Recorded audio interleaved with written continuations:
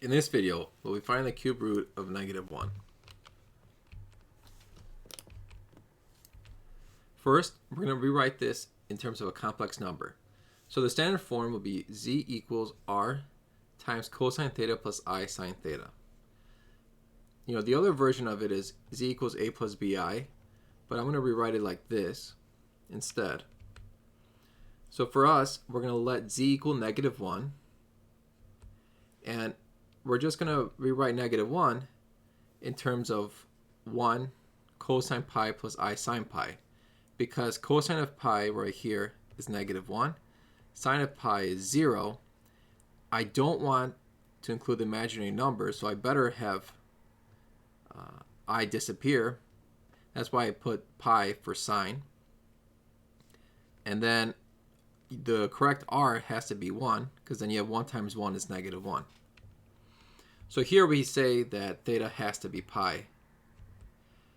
My goal is to find the cube root, so I'm going to take the 1/3. I'm going to take both sides, cube root of both sides, by raising it to the 1/3 power.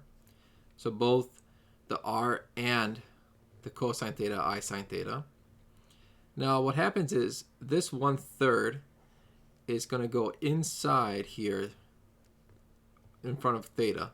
So it's going to be cosine 1/3 theta and sine 1/3 theta.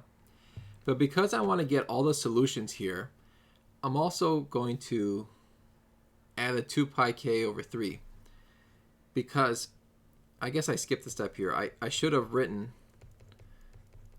cosine theta is the same thing as cosine theta plus 2 pi.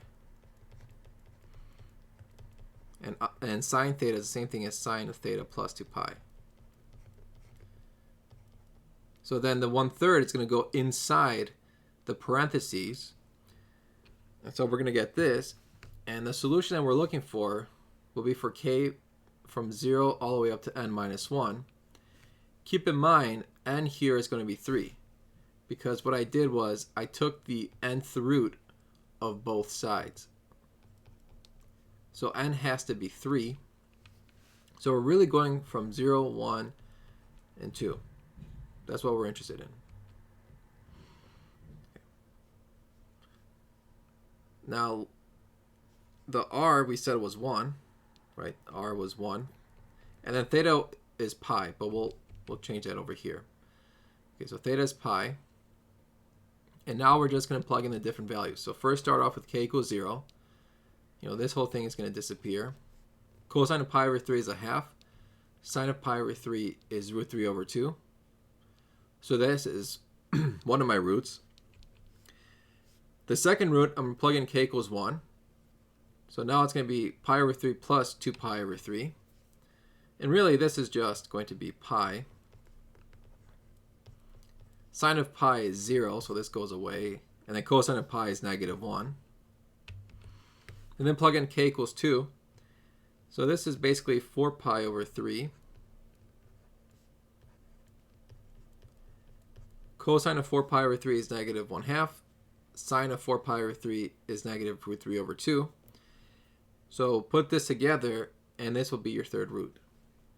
So this is your first, second, and third roots.